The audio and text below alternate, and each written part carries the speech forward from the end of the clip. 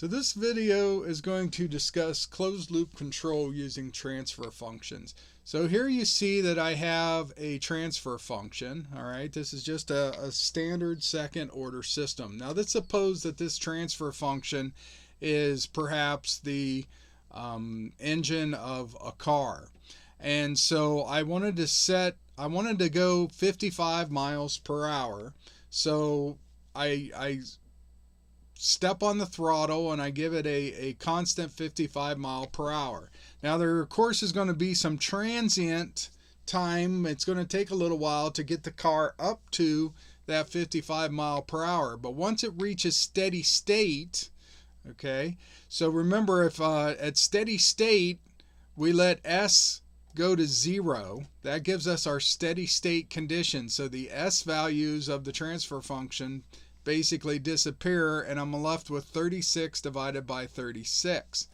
So if I'm putting in 55 times 36 divided by 36, which of course is just 1, then I would be going at 55 miles per hour.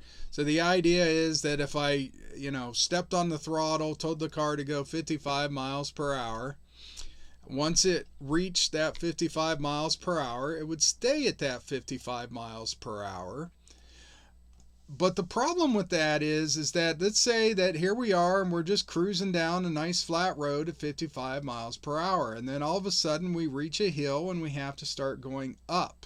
Okay, so when we start going up the hill, right, that takes more energy. And so we're actually going to slow down. Okay, this hill would be like a disturbance to our system. But we have no idea that we actually reached the hill. There's nothing in this block diagram telling us that we've actually reached the hill and are going up the hill, or when we reach the top of the hill and we start going down the hill, which of course could let us go much faster than 55 miles per hour if we don't adjust the throttle. So what we need to do is apply what we call closed loop control or feedback. So what we're going to do is have our set point. So what we're going to do is we're going to have our set point feed into this. We call this right here a summing junction. So we're going to feed the set point into a summing junction. And then we're going to have some sort of control. In this case, it's just a simple proportional gain, which I'm using the symbol G for gain. And then I'm going to multiply that times my system. And then I'm going to have the speed of the car is going to be my output. Okay. But the thing is that I'm going to feed that speed back and compare that with my set point speed. And when I do this comparison, I need a negative, okay, because what I want to do is I want my speed to be, I would like at least for my speed, if I put 55 mile per hour as my set point in, then of course what I'm trying to do is get 55 miles per hour out. And so if I'm going up a hill and my speed slows down, I'm going to have to increase. Okay, so I'm going to have to increase my throttle, my control. And if I start going down the hill, right, so if my speed is larger, so let's say like my speed is say 75 mile per hour, right, then this right here, right in here, we call this the error. Okay, I didn't leave much room in there, but this is called the error. And the error is the set point minus the actual value. Okay, and so if my set point is 55, but my actual value is 75,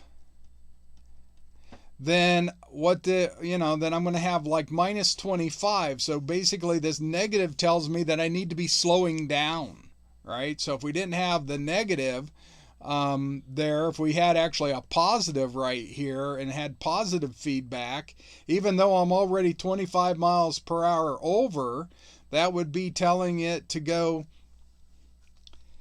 at 130 mile an hour, right, which would be even faster. So we need to have this negative feedback. So we want negative feedback for control. Okay, if we just simply fed back the value without that negative sign, we would actually be telling it, hey, we're 25 miles per hour over, let's go faster. And we don't want to do that. We need to tell it to slow down. All right, so that is kind of the idea of closed loop control. But so let's take a look at this now. So if we call this here, this is our control signal U. Okay, and this is our outputs, our speed output, we'll call that Y. Okay, well, Y is equal to G times our transfer function, right, H of S, okay, but G times, times our error. Okay, but our error, we got to calculate the error. Well, I already said the error is the set point minus the actual value.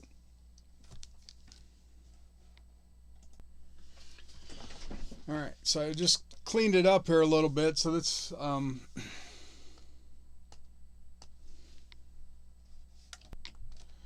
right, so let's look at our output. So our output Y is equal to G times our transfer function H of S, right? Remember, this is our system, our transfer function H of S.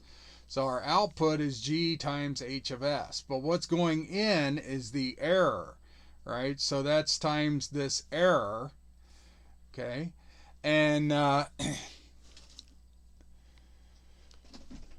but the error is equal to our set point.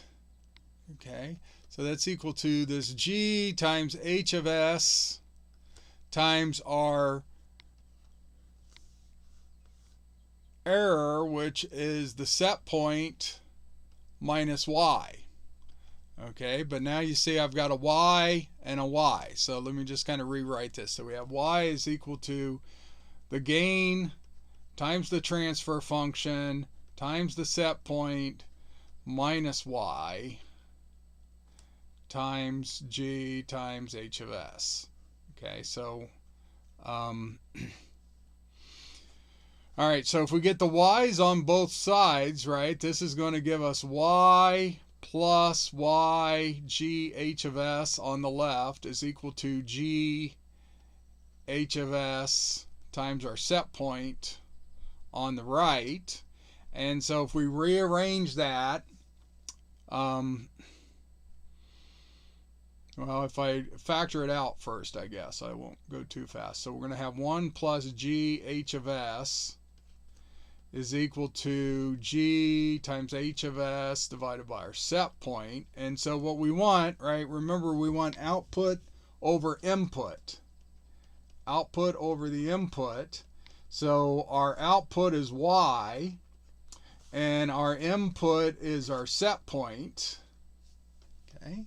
And so that's going to let us with G H of S over 1 plus G H of S. Okay. Now, but H of S is this whole transfer function thing. So let's go ahead and put that in there. Okay. And so that's going to give us G times 36 divided by S squared plus 13s plus 36, all divided by a 1 plus S squared, sorry, 1 plus G36 divided by S squared plus 13s plus 36. Okay. So that is my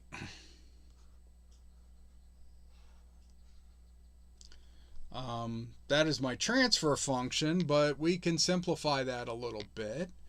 So if I divide top and bottom through by this denominator, S squared plus 13s s plus 36, right? Then I'm going to get my output over my input, right, which is the y over the set point, is going to be g times 36 over s squared plus 13s plus 36 times 1 plus g. Okay, and so this is our closed loop response, and we have this g, which is our gain here. Okay, so g is the gain of our control system. Okay, so we're putting this red g in here, right? That's our gain. So now let's see what happens with this simple closed loop. Again, this is just called a proportional gain system. Now remember, the open loop, we had 36 divided by 36 at steady state. The s's went away, so you had 36 divided by 36, so you had a gain of 1. But let's see what happens now if we let s go to 0 to look at the steady state.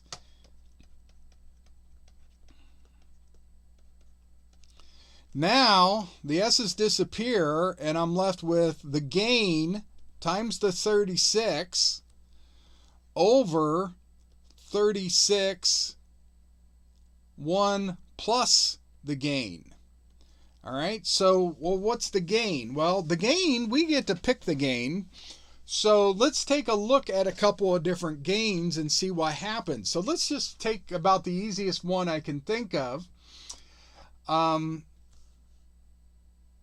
Well, I guess probably the easiest would be a gain of 0. So let's say that the gain is equal to 0. Well, you get 0 divided by 1 plus 0, right? The 36's disappear.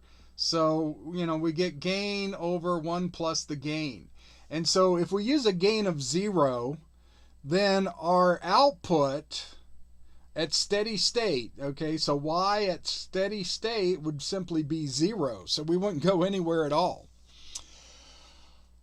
On the other hand, the next simplest I could probably think of for this would be a gain of 1.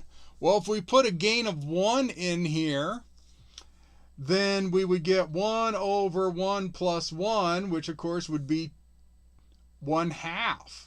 Okay, so with a gain of 1, we're only going 1/2. So if our set point was 55, we would only be going half of that. So we would be doing about 27.5 output, right? So, you know, the problem with this proportional gain is that it really hurts our steady state. Okay, so we need to do something else, and there's things that we can do to help that. But it actually hurts our steady state value when we do simple proportional closed loop control. So let's look at another case. What about if G is 100? Okay, so if G is 100, then you would have 100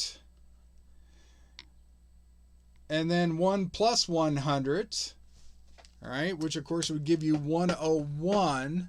So you would have 100 divided by 101, which gives us about 99, or excuse me, 0.99, right? So if we made the gain 100, which is a huge gain, we would actually be getting about 0.99 or 99%. Okay. And so, you know, if you made it 1,000, if you made your gain 1,000, you're going to be at 0.999, right? So whatever you do, theoretically, you're never ever going to get back to the 1 that we had with the open loop. All right. But what I want to concentrate on today is what happens to the system as this gain increases. Okay, so before we do that, let's go ahead and go over to MATLAB and plot the open loop. Okay, so we have our open loop system here, where we have the numerator was 36, and the denominator was 11336, right? And so then we can say our open loop system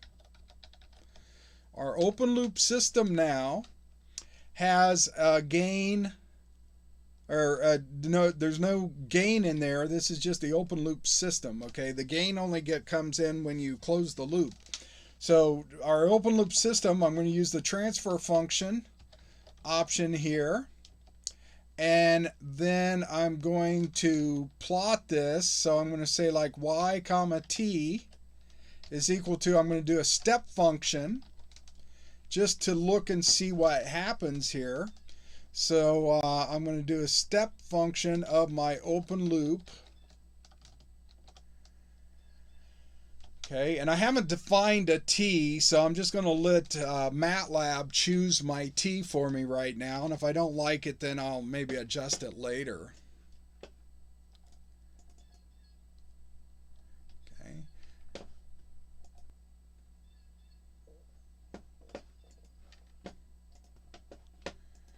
Okay, so I'm not too happy with the time step they gave me, so I'm just going to come in here and create a time step of 10 milliseconds and build my own t.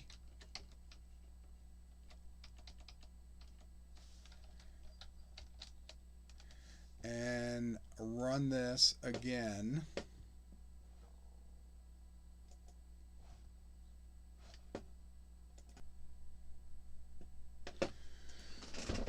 Okay, so the when we look at our response then, right, this is the response of our current open loop system. So we have the system starts going up, it's moving fairly slow. So this is what we call the overdamped response. So it's just kind of a slow moving system, but originally open loop. Okay, again, this is open loop. Originally, we eventually reach our set point. So if our set point is 1, that's what we reach. So this was a unit step, right? We did this with a unit step, so that's why it's going up to a 1. So if we gave it a step of 55, then we would be reaching 55. All right, so that is the open loop. So now on the other hand, now let's go ahead and create a closed loop. So I'm just going to come on down here, and I'm going to say let's create a numerator closed loop, right, which is our gain. All right, so I'm going to just kind of say, okay, here's a gain of 1. Okay, so with a gain of 1, and then I'm going to say my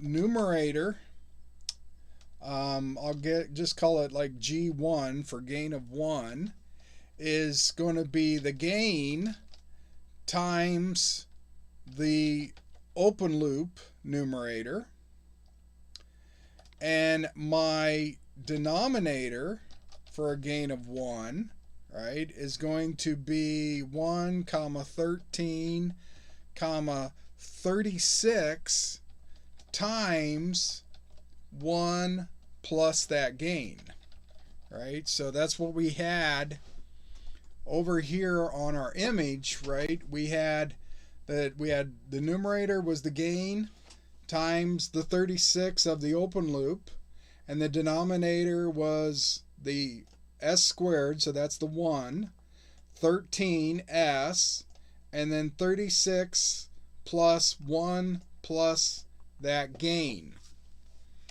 And so I'm just programming that in there to look at that. So with a gain of 1, we're going to look and see what happens. So we're going to have, I'm going to go ahead and create a system with a gain of 1, which is going to be the closed loop system. So I might want to call this like closed loop system gain of 1, right? And we'll use our transfer function again. Now that's going to be the num of gain 1, den of gain 1 to build my transfer function. And then I'm going to run the step response. So this is going to be y closed loop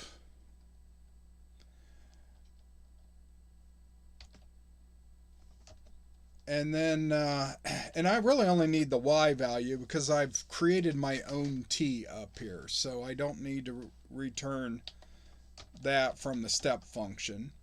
And I'm going to pass it my closed loop system gain of 1, and then we can turn our hold on and plot that gain. Okay, we'll plot that gain as red, and I'll throw in the legend of open loop and closed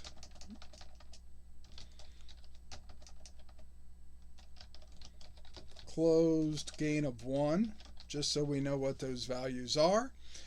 And so I'm just going to go ahead and execute this and look at our plot. Give it a second or two to update.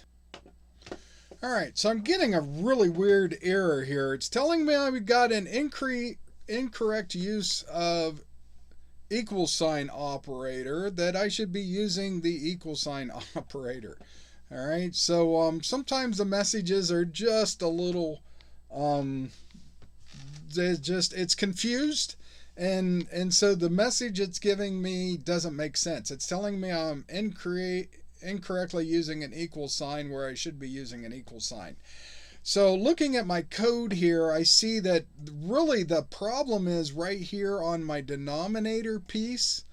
I did not put a closing bracket in there. I left out the closing bracket, and so that, and it got confused, and the error message wasn't really very helpful because it was so confused that it just didn't know what to do there. So you just, a lot of times it tells you, okay, well, line 20 is messed up. If it's telling you line 20 is messed up and you can't see why, and the error doesn't make sense, you need to be looking at the error above that, or the lines above that, for some kind of error. You know, it could have been on line 19, maybe even on line 18, or even above that possibly. All right, the other thing is I needed to make sure that when I do my step, I'm doing the YCLG1, that I plot that. So I called this Y closed loop gain 1 is that step response. So we need to make sure that we plot that. All right, so there is my open loop plot. And I'm getting an error on my closed loop plot. All right, and so the problem is here. Okay, yeah, I know that. Go away, help. All right, so the problem is I did not give it my t, so I left it generate its own t, which I was just saying that, you know, I don't need to give it I don't need to have a t on the left side, but I want to use the same t for both my open and closed loop. So I forgot to put the step in the step for the closed loop. I forgot to include my t. All right, so as we lit this plot, then you can see now, right, here's my open loop, the blue, which was very slow, but it was going up to the unit step. So I was putting 1 in and I'm getting 1 out, open loop. But now at closed loop, I put in a 1 and I'm getting out 1/2, or even maybe below a half here. It should be 1/2.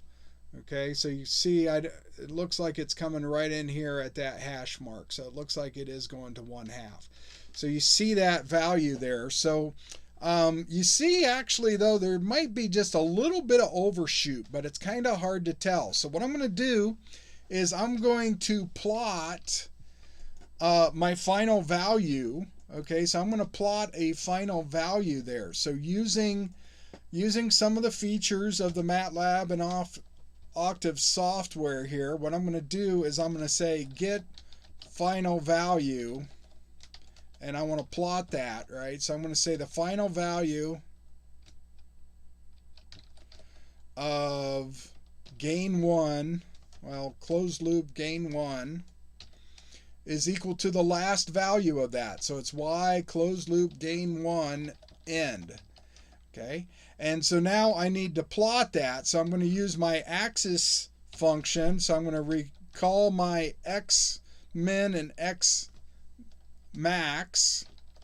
Okay, get the plot axis values. Okay, and then I'm going to plot, and the first 2 points in there are the x min, y min. So I'm going to use the first 2 values of this ax variable for my x, and then I'm going to plot times 1 comma 1 times my final value, closed loop gain of 1. All right, and I'm going to plot this. This is going to be a dotted line, and I'm going to make it a red dotted line so it's in line with that. But what I want to see, it looks to me like there was just a hint of overshoot in that.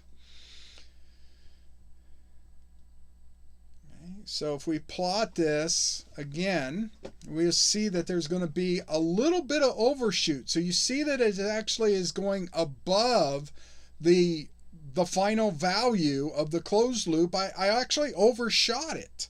Okay, now I didn't overshoot my original step function because that was going all the way to 1, but I did overshoot the final value. So this here bit where we go up above that red dotted line, all right, that's what we call overshoot, and we overshot it. So when I closed the loop, I actually got a faster response. You see how it reached this final value? It's reaching the final value in about 1 second, where for the open loop, it was still way off the final value. But we had a little bit of overshoot now with the closed loop. And so let's take a look at the roots. Okay, so if we look at the denominator of our open loop system, okay, so remember our open loop system was just den. All right, so I have 2 denominators. This is the open loop, and the G1 is the closed loop with a gain of 1. So if I look at the roots of just the denominator of the open loop, you see that those are real values. They're negative, which tells me it's a stable system, but they're real values. They have no imaginary portion, and there's no overshoot, okay? Now, if I run the command roots and look at the denominator with a gain of 1, you notice that there is actually an imaginary portion now. So there's a real portion, but there's also the imaginary portion. And that imaginary portion is what gives you oscillations and overshoot. Now, we don't really have a lot of oscillation in this example, because it's like going up and then coming back. So that's the oscillation, but it's just kind of up and then kind of back down, and it doesn't even go below the value. It just goes right to that value. So it's just a tiny bit of overshoot. All right, so let's go ahead and look at a different gain then. Okay, and so if I take this exact same code here, so I'm just going to, starting here at line 17, I'm just going to copy this all.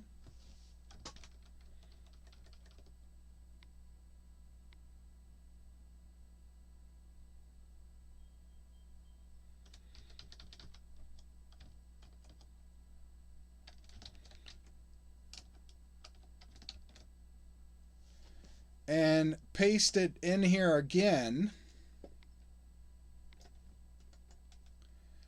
All right, and the only difference now is I'm going to change the gain. Let's go ahead. I'm going to kind of jump ahead. I want to jump to a gain of 5. So I'm going to change a gain of 5. And so anywhere I had like a G1 needs to be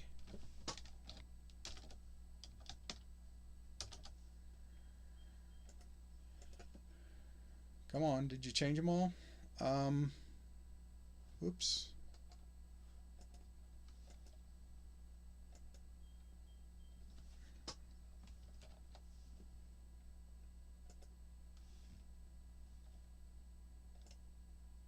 Oh, did it change them up above?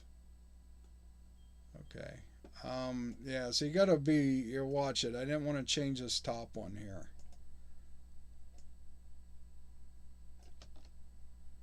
One and one.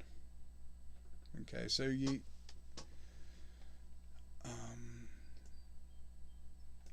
five,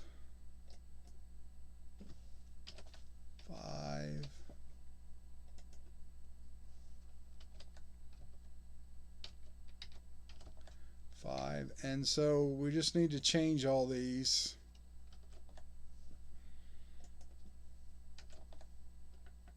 Okay.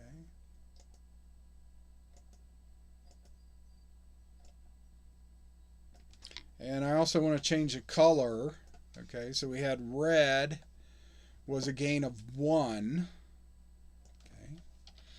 And I'm going to need to move my legend down here now.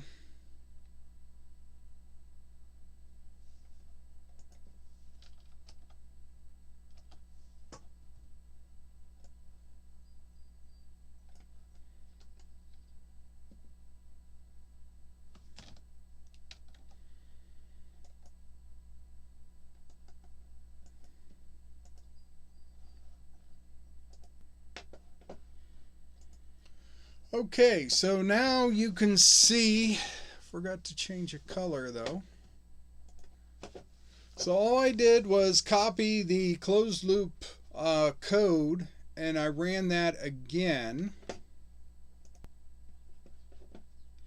And so you can see that the as we increase the gain, okay, we actually are getting a lot more overshoots. You see the system is moving much faster, right? So with a gain of 5, the system is responding much faster, and it's much closer to our original final value of 1.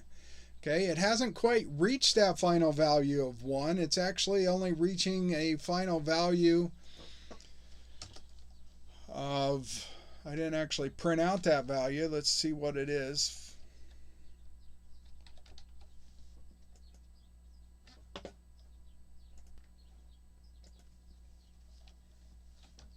So our final value is 0.833. So it's still not going all the way up, right? But remember, we're looking at gain divided by parentheses 1 plus gain. And so if my gain is 5, right? So if my gain is 5, then my final value for this control ends up being 0.833. All right, so you can see that there on the graph. Okay, there's 0.8, so it's 0.33 above that for the final value, but it's reaching that final value much faster. But we have this oscillation now, right? So we have overshoot. Okay, we're actually overshooting even our original one. So we have overshoot, and then we have some oscillation. It comes down, and then it overshoots again right over here, and then it moves on. All right, so by closing the loop, you hurt your final steady state value, but you make the system respond faster, number one. And the second thing is that the system is now going to respond to those disturbances. Like as if you're going up the hill or down the hill, your system is going to respond to those using closed loop control. Now, what we can do is we can use something called the root locus. So if we take our original open loop, there's a function called R locus. Okay, so I'm going to clear my figure, and then I'm just going to, from the command line in this case, I'm going to run the root locus command, and I'm going to pass it my open loop system. So I believe I just called the open loop system 1, or did I call it open loop? I called it open loop. Okay. So open loop, and I'm just going to pass it this system and let it plot the root locus. Okay. And so when it does that now, you can see here is my root locus. All right, so I plotted the root locus, and then I just kind of took a snapshot of it over here so I could kind of draw on on the screen here. But what we have here is, this is the open loop pole at -9. This is the open loop pole at -4. And what happens is, as we close the loop and increase gain. So the gain is increasing here. And as the gain increases, these two poles move together until they hit this point right here. And then they start moving up. Okay, so the real value does not change, but they start picking up more and more imaginary values. So let's look at this again. So we had the roots. Okay, so we took the roots. Oops, that was the root locus of the open loop. I wanted just the roots function here, right? So if we had the roots of just the open loop had -9 and -4. The roots of the denominator with a gain of 1 is -6.5, and then plus and minus 5.45. All right. The roots of the denominator with a gain of 5, notice it's still -6.5. All right, that's this straight line. So once it starts going up, that's actually not moving. Now, that's just for this particular system. For other systems, they may move off in some other direction. All right, but for this system here, they're going straight up in the plus minus imaginary values. Okay, so again, if we look here, right, so we started off with open loop. We had -9 and -4. They come together and met at -6.5, and then they started getting an imaginary component, which increases the which gives us overshoot. Once you get into the imaginary, your poles become imaginary, then you get overshoot and oscillations. And as you continue to increase the gain, you're going to have more overshoot and more oscillations. All right, so just to kind of see what happens here, come back and run this, but I'm going to change the gain from 5 to 50. Okay, so I'm going to change the gain from 5 to 50 for that last one, and we'll plot this and see what happens. All right, so now you can see we have a lot more oscillation. They're really fast oscillations. Okay, and I didn't change my legend, so it still says G5 instead of G50, but the green is showing a gain of 50. So you can see lots and lots of oscillations, lots of overshoot. All right, and the system is bouncing around an awful lot. Okay, so there are other techniques we can do to get a better response, because we really don't want the system to bounce around so much, and so there's some other things we can do. So this was just simple closed loop control, but the point is that we can use this root locus function. We can use this R locus function here.